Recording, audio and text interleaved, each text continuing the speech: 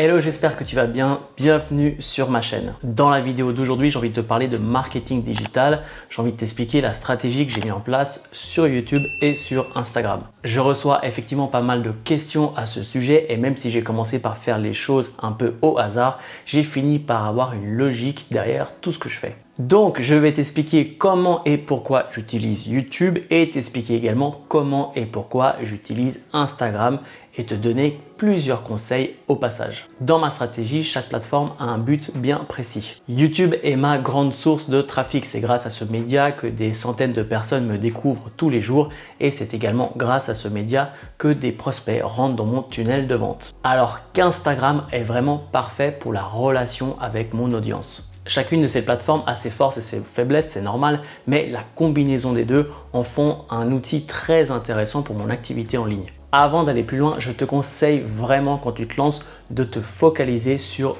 une plateforme à la fois. Quand on se lance dans ce domaine, il y a tellement de choses à apprendre que si tu commences à t'éparpiller au niveau des plateformes, tu vas finir vraiment par t'essouffler rapidement. Donc, peu importe le média que tu utilises, le média que tu as choisi pour te lancer, focalise-toi dessus tant que tu n'as pas des résultats satisfaisants. C'est pas parce que tu changes de plateforme, par exemple pour TikTok, parce que quelqu'un t'a dit que c'était le nouveau média à la mode, que automatiquement, magiquement, TikTok va t'apporter les résultats que YouTube, Instagram ou une autre plateforme n'a pas su t'apporter jusqu'ici. Généralement, si tu n'arrives pas à avoir de la traction sur le contenu que tu fais aujourd'hui, c'est un problème de contenu, c'est pas un problème de plateforme. Dans mon cas, j'ai vraiment commencé par faire du contenu sur YouTube et je me suis focalisé dessus pendant plus de 2 ans. Et c'est que ces derniers mois que je commence à m'intéresser vraiment à Instagram. Donc ne brûle absolument pas les étapes, une chose à la fois. Comme je te disais en début de vidéo, YouTube est vraiment le point de départ de mon activité. Sa plus grande force pour moi, c'est vraiment la capacité de YouTube à proposer ton contenu, tes vidéos pendant des mois, voire des années. Chaque fois que tu fais une vidéo qui répond à un besoin, cette vidéo va faire des vues tant que ce besoin existe. C'est vraiment quelque chose d'unique. Si aujourd'hui je fais une vidéo et que je la publie sur Facebook ou Instagram, cette vidéo sera noyée parmi le contenu existant au bout de 5 minutes. À moins que cette vidéo devienne virale et puis là, elle fera effectivement énormément de vues. Mais quand, comme moi, tu crées du contenu éducatif sur ta chaîne ou sur ta plateforme, c'est pas la viralité qu'on va essayer de viser. En revanche, YouTube est un moteur de recherche. Des gens recherchent des solutions à des problèmes. Si tu sais exactement qui tu cibles à travers tes vidéos et tu connais exactement quels sont les problèmes et que tu fais des vidéos qui répondent à ces problèmes, tu as déjà gagné. Dans ce cas-là, tu vas te retrouver avec une source quasi infinie de vues sur tes vidéos. De plus, j'utilise des outils comme TopBuddy qui me permet de vraiment comprendre quelles sont les recherches qui sont effectuées sur YouTube. Ça me permet d'anticiper le succès d'une vidéo et de choisir les titres et les tags de mes prochaines vidéos. J'ai déjà fait une vidéo entière à ce sujet que je te recommande si tu ne l'as pas encore vue. Google est le premier moteur de recherche utilisé au monde et YouTube appartient au Google. Donc, le deuxième avantage pour moi de faire des vidéos sur YouTube, c'est que tes vidéos vont apparaître dans les résultats de recherche de Google. C'est une source de trafic, une source de vues supplémentaire. Contrairement aux autres plateformes, quand je publie une vidéo, plus le temps passe, plus cette vidéo va accumuler des vues. C'est vraiment comme ça que j'arrive à faire plus de 100 000 vues sur certaines de mes vidéos. C'est grâce au temps. Et ça encore, c'est quelque chose que j'ai retrouvé que sur YouTube. S'enchaîne à ça un effet boule de neige qui est super intéressant. Plus tu fais des vidéos et plus tu auras des vues. Et plus tu auras des vues, plus YouTube va commencer vraiment à promouvoir ton contenu, ce qui va t'apporter encore plus de trafic. Ces 6 derniers mois, par exemple, je n'ai pas du tout publié de vidéos sur cette chaîne parce que j'étais concentré sur l'écriture de YouTube Pro Academy, qui est mon programme premium.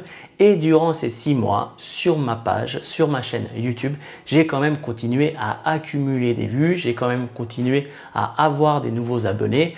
Autant dire que la même chose ne s'est pas du tout passée sur ma page Instagram. Pendant 6 mois, cette page Instagram était juste morte. C'est toutes ces choses mises ensemble qui rend YouTube vraiment unique au sein de la création de contenu selon moi. C'est pour ça que j'ai commencé par YouTube, que j'ai choisi YouTube comme média de prédilection et c'est évidemment pour ça que je t'encourage à faire pareil. Maintenant, on va parler des faiblesses de YouTube parce qu'il y en a. Des vidéos qui répondent à un besoin font énormément de vues. Le problème, c'est quand je souhaite faire des vidéos qui répondent à un besoin dont mon audience ignore l'existence. Effectivement, quand je crée des vidéos qui répondent à un besoin beaucoup plus profond, c'est des vidéos qui font généralement beaucoup moins de vues parce que les gens, ils sont ignorants de ces besoins-là, parce qu'ils n'ont pas encore l'expérience nécessaire pour vraiment rechercher des solutions à ce problème qui est beaucoup plus précis. Par exemple, ma vidéo qui t'aide à trouver une niche rentable est une vidéo qui est extrêmement importante. C'est le point de départ de toute chose quand tu souhaites te lancer dans une activité en ligne.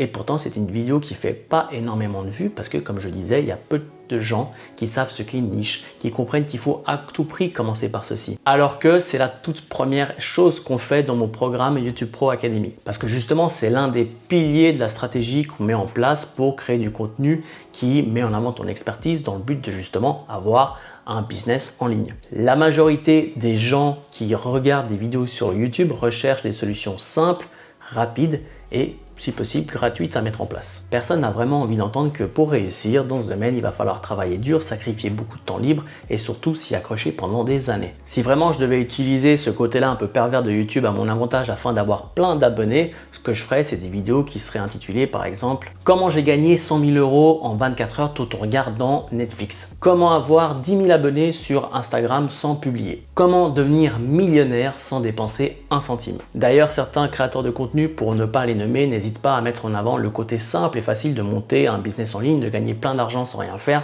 tout ça dans le but de vous faire rêver et d'avoir plein de vues. Personnellement, prendre les gens pour des cons ne fait pas partie de ma stratégie. C'est quelque chose que j'ai accepté. Je sais d'avance que certaines de mes vidéos feront beaucoup moins de vues que d'autres, c'est pas grave. Néanmoins, chacune de mes vidéos aura un but précis. Soit elle sera une source de trafic, soit elle me permettra de mettre en avant mon expertise. Une fois qu'une personne me découvre grâce à ces vidéos au grand public, elle va se fidéliser à ma chaîne grâce aux vidéos qui vont beaucoup plus loin. Le deuxième point négatif de YouTube selon moi est le manque d'outils pour vraiment créer une relation avec ton audience. Tu peux éventuellement, et je t'encourage à le faire, de me laisser un commentaire à cette vidéo, mais il y a de fortes chances que ce commentaire soit noyé dans la masse de commentaires qu'on retrouve sur YouTube. C'est généralement des commentaires qui sont composés à 90% d'autopromotion en tout genre, qui ne servent pas vraiment à grand chose. Sur YouTube, il est d'ailleurs impossible de m'écrire en privé. Tu peux que m'écrire à travers un commentaire sous une vidéo, mais tu ne peux pas m'écrire en privé si tu le désires. Mais bon, vu les gens qui traînent un peu sur YouTube, je me dis que c'est pas plus mal comme ça. Et même si YouTube a ajouté la possibilité de faire des stories comme sur Instagram,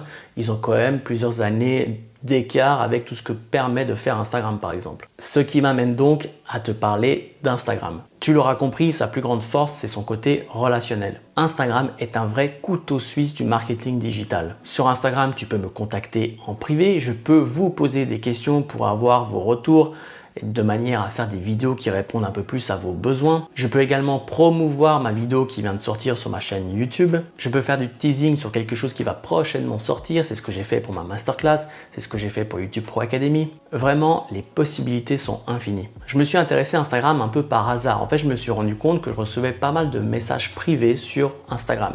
Des gens me découvraient sur YouTube, mais ils venaient me poser des questions sur Instagram. Et 3/4 du temps, ils faisaient ça parce qu'ils n'avaient pas forcément envie de publier un commentaire qui serait visible par tout le monde sous l'une de mes vidéos. Donc, ils venaient en direct me parler. Et honnêtement, c'est dans ces discussions que la plupart de mes prospects deviennent des clients. Quand tu as une bonne stratégie, quand tu sais quelles sont les questions à poser pour essayer de vraiment comprendre quel est le problème de la personne qui est en train de t'écrire, tu es à même de mettre en avant ton expertise et tes services et c'est comme ça que assez naturellement j'arrive à faire des ventes. Maintenant, si on parle du côté négatif d'Instagram, tu l'auras compris, selon moi c'est vraiment la création de contenu de qualité, j'ai envie de dire. Autant il est facile de faire une story, de créer quelque chose en 2 secondes sur Instagram et c'est pour ça que j'adore cet outil, mais pour ce qui est du contenu qui va un peu plus loin, de qualité, là je suis un peu plus dérangé. Il suffit que l'algorithme soit un peu de mauvaise humeur, qu'il n'a pas passé une bonne nuit, qu'il s'est levé du pied gauche et là tu sais pas pourquoi du jour au lendemain tu perds 50% de ta portée naturelle. Je compte plus le nombre de bots, de robots qui répondent à mes stories ou encore qui s'abonnent à ma page pour se désabonner 5 jours plus tard. Et comme je disais, il n'y a pas de moteur de recherche. Donc ça ne donne pas forcément envie de créer pendant des heures une publication avec beaucoup de valeur ajoutée si elle va se noyer dans la masse au bout de 5 minutes. Je préfère prendre ce temps-là et faire une vidéo que je vais mettre sur ma chaîne YouTube. Là au moins je sais que le retour sur investissement en termes de temps, il sera beaucoup plus intéressant sur YouTube que sur Instagram. Du coup, le compromis que j'ai trouvé par rapport à mon feed Instagram, c'est de réutiliser du contenu que j'ai fait sur YouTube. Donc, je vais prendre une vidéo YouTube et je vais pouvoir en faire un carousel. Je vais pouvoir en faire une petite vidéo de 1 minute parce que c'est le temps maximal sur Instagram. Mais voilà, je réutilise ce qui a déjà été fait sur YouTube, je transforme un peu le format et je le republie sur Instagram. Si comme moi, tu as déjà du mal à trouver le temps libre pour faire une vidéo par semaine sur ta chaîne YouTube, j'imagine que c'est extrêmement compliqué de trouver encore plus de temps libre pour créer du contenu vraiment spécifique à Instagram. Donc moi, c'est ce compromis-là que j'ai trouvé, c'est quelque chose qui me convient bien. J'utilise vraiment le feed pour partager quelques clichés parce que c'est quelque chose que j'aime faire et qui n'aurait pas sa place sur YouTube. Donc voilà comment je me suis retrouvé par rapport à Instagram. Mais encore une fois, le but d'Instagram n'a jamais été d'attirer du monde. J'essaye, je dis bien, de comprendre comment fonctionne tout ça afin d'attirer une audience qui ne serait pas sur YouTube mais plutôt sur Instagram, donc c'est toujours intéressant. Mais Instagram, j'utilise vraiment pour le côté relationnel. C'est grâce à Instagram que j'arrive à discuter avec mon audience en répondant à ses questions. Vraiment, c'est là que j'arrive à instaurer un climat de confiance, et ce climat de confiance est vraiment propice au business en ligne, à de la vente de produits ou de services. En conclusion, peu importe le média que tu as choisi, je te conseille de choisir un média de prédilection qui met en avant un moteur de recherche. Ça va te donner une source de trafic infinie, et ensuite un média qui lui est beaucoup plus orienté relation afin d'établir ce fameux climat de confiance qui est vraiment très important pour faire de la vente. Il n'y a pas vraiment de mauvais choix entre Facebook, LinkedIn, TikTok, peu importe. L'important, c'est de te lancer, de te focaliser et de devenir vraiment très bon dans l'une de ces plateformes. Et surtout de t'y tenir. Encore une fois, change pas de fusil d'épaule toutes les 2 semaines. Tu vas t'éparpiller, tu vas t'essouffler et au final, tu n'auras aucun résultat et ça va vraiment te démotiver. Donc, focalise-toi comme j'ai pu le faire sur YouTube pendant vraiment des années. C'est ça qui a marché pour moi. Je suis convaincu que c'est ça qui va marcher pour toi. C'est la fin de cette vidéo. J'ai fait un peu le tour de la question qui revient assez souvent sur qu'est-ce que j'utilise comme médias et pourquoi je les utilise. J'ai vraiment souhaité être, comme d'habitude, le plus concis possible. Si tu as des questions, n'hésite pas à m'écrire soit en commentaire dans YouTube, soit directement sur ma page Instagram. Moi, je réponds super volontiers à toutes vos questions. Je suis là pour ça. Merci de m'avoir accordé ton attention et je te dis à la semaine prochaine. Salut!